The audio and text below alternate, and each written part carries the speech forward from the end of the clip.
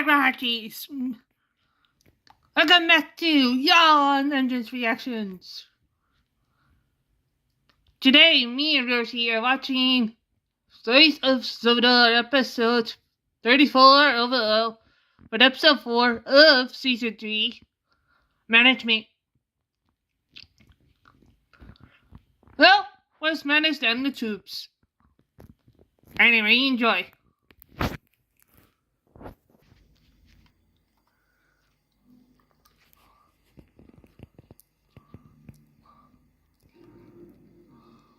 The train, for its type, is the most powerful vehicle on land. And the engines of Sodor are the power behind the docks, industries and branch lines that make up the world-renowned North Western Railway. These are the stories of Sodor.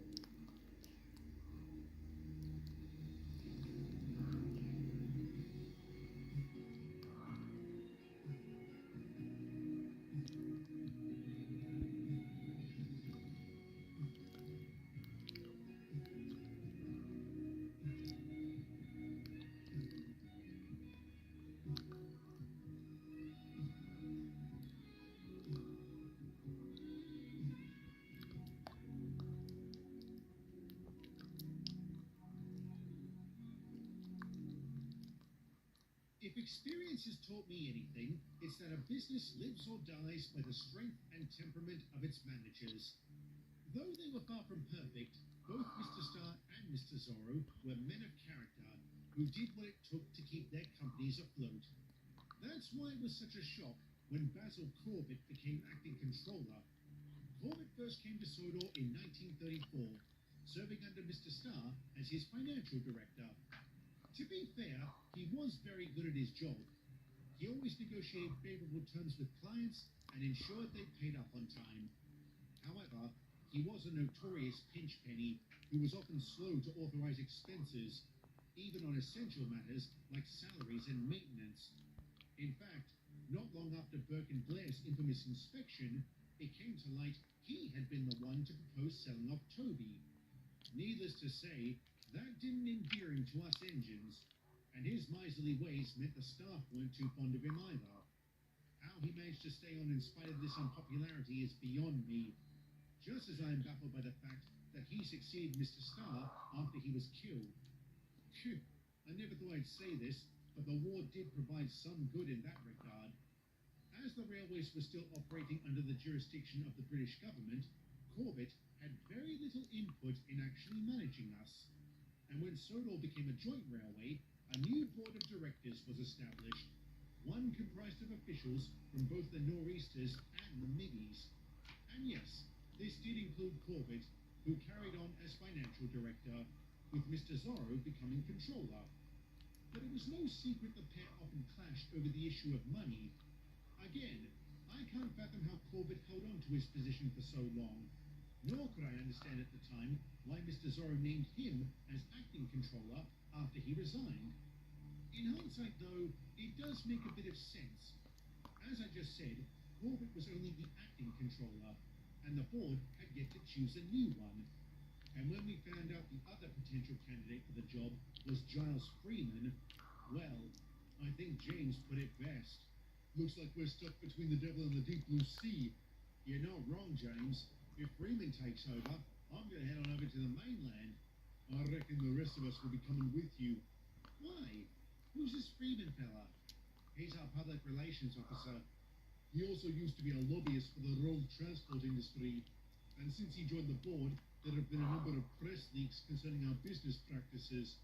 Thanks to those leaks, we've lost several contracts to various bus and lorry companies. And he's been allowed to stay on the board? Why? Nobody can prove it, and being in public relations means he's good with the press. I'm pulling the wool over the public's eyes. Seriously, how can people be so blind to something that's so obvious? Sometimes things aren't so obvious, James. Take those vans you're pulling. There isn't an obvious explanation behind them, is there? No, I suppose not. Well, I'd like to hear it. Why have you got banana vans at a military base? Because the military wanted to avoid a slip-up. Terrible. Brilliant, but terrible. To answer your question, Peter, these were the only ones available. They're not actually carrying bananas. What's so funny? I just had a thought. If anyone else asks, maybe you could be a little more cagey. You're right. Maybe I could tell them nothing, that it's top secret or the like. Perfect. You're a clever one, Jimmy. All right, I gotta go. See you boys later. I'm looking forward to it. Oh, you. Why, James, you crafty mucker. I'll try my best. Now, if you'll excuse me, I have to go. See you later. Later, Jimmy.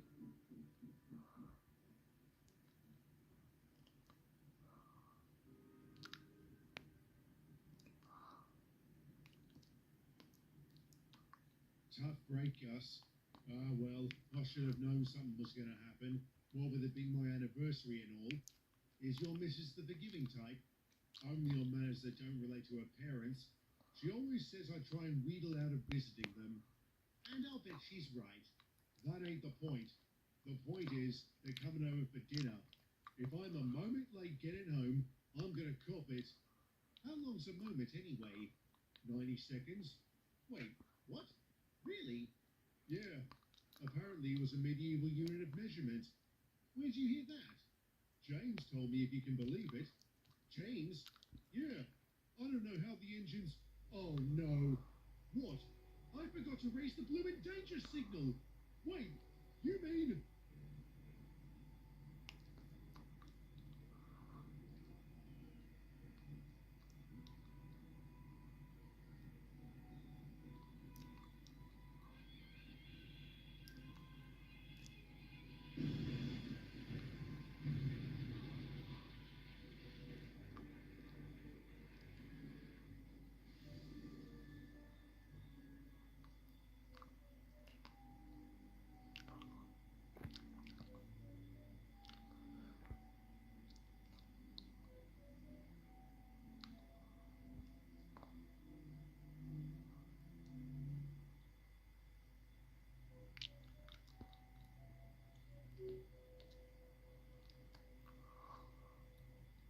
How are you holding up, James?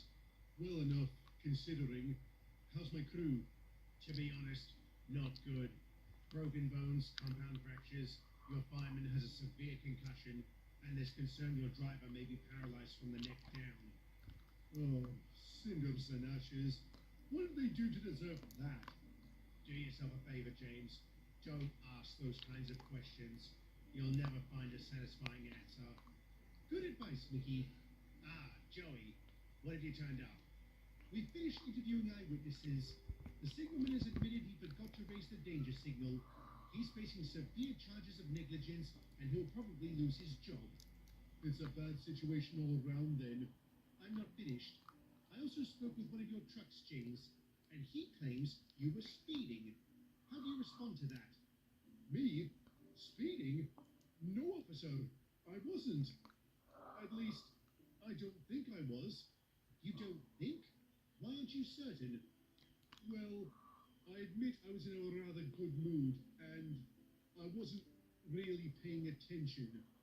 I see. Officer, I'm really sorry. I should hope so.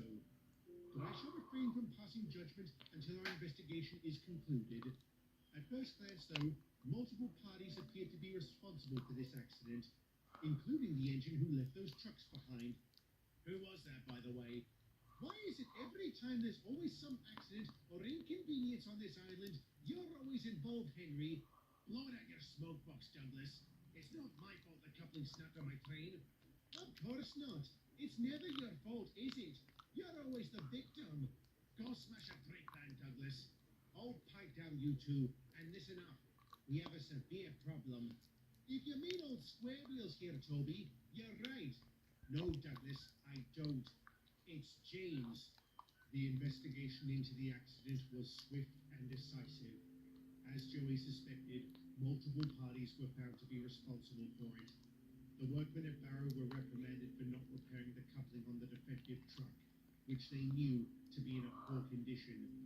Henry was also disciplined for failing to notice the breakaway when it happened. The signalman was charged with criminal negligence after getting the sack, and James was also found to be at fault after it was determined he had been speeding. While the blame was diffused, the railway was ultimately held accountable, and I'm sorry to say, a huge fine was issued against us. With our finances taking a severe hit, Corbett did what he did best: cut costs. Unfortunately, this meant various passenger and freight services were cancelled, which did little to improve our reputation. During that time, the road transport companies of Sodor cleaned up as they took on the contracts we were unable to do. How many did we get? 3. Only 3 livestock contracts were renewed. Are you serious? I'm afraid so, chap. The rest were picked up by the roads. Who'd we get? Tidmouth, Farquhar, and Ballyhoo.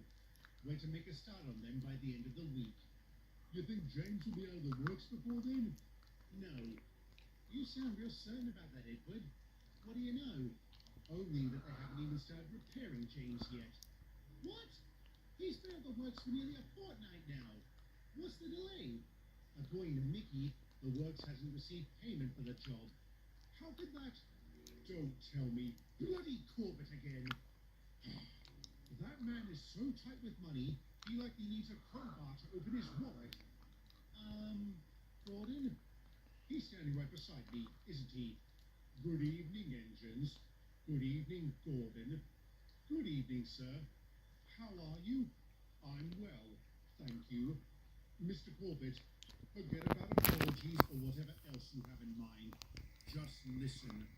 I understand your frustration. I don't relish the idea of leaving a damaged engine unrepaired. But you must understand the situation with our finances is rather dire, and we need to properly manage what resources we have if we're to survive. Are you saying you're not going to fix James, sir? Of course not. I will authorize payment to the works as soon as the financial situation eases up, and I am pursuing initiatives in that regard. Have you made any progress, sir? Well, as some of you may know, the delivery contract with Cunard Liners is coming up for renewal. I am renegotiating its terms with the company. If all goes well, we should get more money for the job. Does it look like it's going well, sir? It's too early to tell. But even if it does pay off, the contracts we have secured will need to tide us over until then. Thomas, Edward, and Donald, I'm assigning you 3 to work the livestock trains. Yes, sir.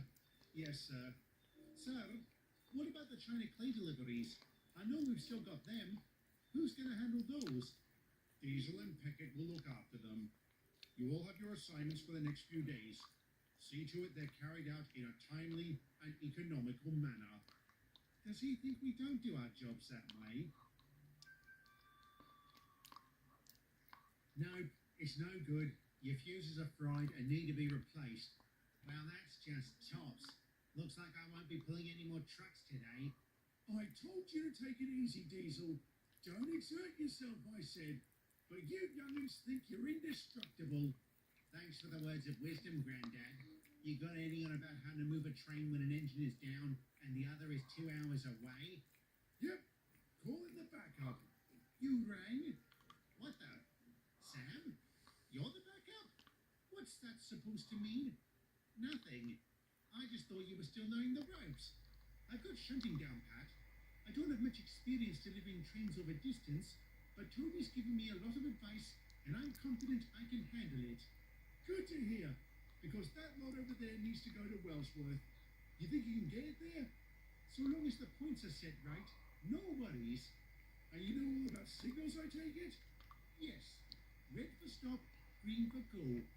And surely you know about backing signals. Backing signals? What are those? It's when the red light on a signal blinks. That means an engine needs to back up all the way to the nearest station.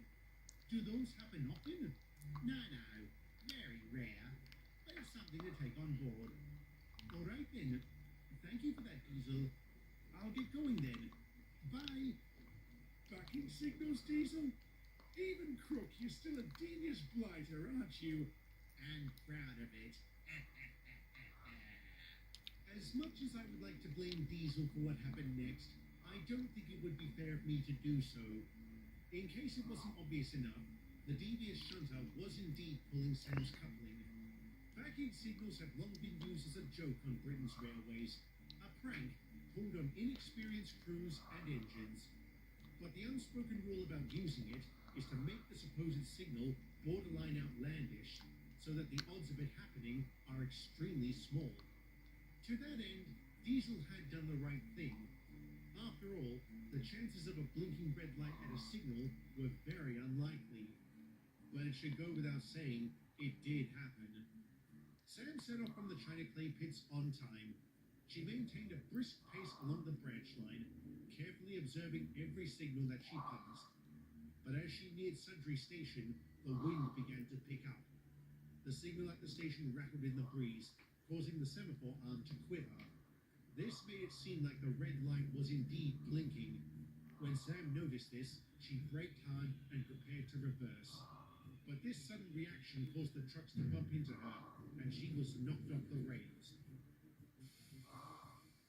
After reporting this, the station master asked why she had stopped so suddenly. She explained why, and her embarrassment turned to fury after the station master told her she'd been had. And mark my words, she tore into Diesel the next time she saw him. I wish I could say that was the worst that came of the incident, but it wasn't. All trains along the Brendan branch were delayed or cancelled while Sam was being rescued. This only worsened our public image, especially after the exact circumstances surrounding it were leaked to the press. Mr. Corbett! Mr. Corbett! Are you running an unsafe railway? Do your engines enjoy pulling pranks at the expense of safety? How can the public trust this company? One at a time. One at a time. Do you have the necessary qualities to lead? Of course I do. Is it true you've been transferring company funds to Switzerland? What? No. Where'd you get such a ridiculous...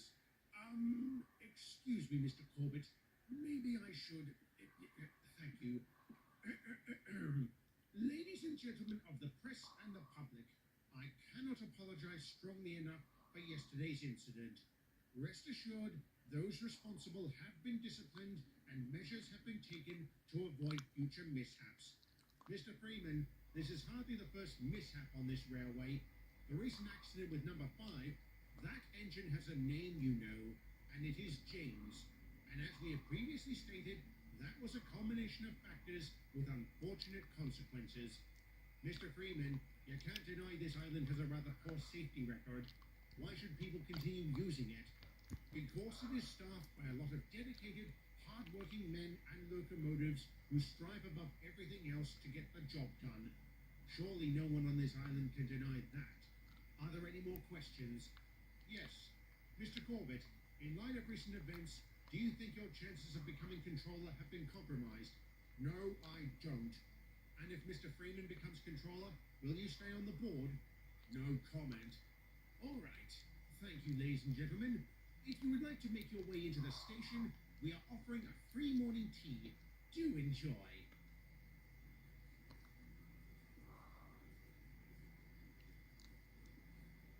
Well done, Giles. Nice touch mentioning James by name rather than number. Did you have to look that up? I did. Just as I also looked up an acquaintance from the Inland Revenue Service. He had some very interesting things to say about you.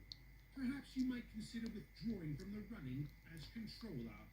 I would, if not for the choice words relayed to me by a certain refreshment lady from the Skarloey Railway. I see. So it really is up to the board. So it would seem. May the best man win. I will. So, gentlemen, Judgment Day has come. What time was the board meeting? Around 1 o'clock. They've likely made a decision by now. So who's our new controller going to be, lads? Our skinflint financial director? Or our sleazy public relations officer? My money's on Freeman. He received a lot of positive press from yesterday's conference. I'd have to agree. Reggie said the passengers left crumbs all over his coaches from that morning tea he threw. If it really is that easy for him to manipulate the public, maybe he should run for Parliament. Aye, he could probably do less damage in the House of Commons. Then again, if he doesn't become our controller, we'll be stuck with Corbett. And after insulting him while he was within earshot, my future on this railway seems grim. I wouldn't worry too much about it, Gordon. Why not, Thomas? Because our new controller ain't Corbett. How do you know? I was at Brendan when the decision was made. I guess that means it's Freeman then. No! Thomas, this isn't the time for jokes. I'm not joking, Toby. Neither got the job. Wait, what? Why not? There was a surprise candidate, and he got it. A surprise candidate? Who was it? You wouldn't believe me if I told you. So I'll show you. Lads, meet our new controller. None of us could believe our eyes. We were speechless as our jaws hit the ground. Even though we'd heard about his recent troubles, we never thought it would be enough to bring him back to Sodor. While it was a shock to us at the time, I'm sure it'll come as no surprise to you when I say that the man to emerge from Thomas's cab was none other than the Fat Controller himself.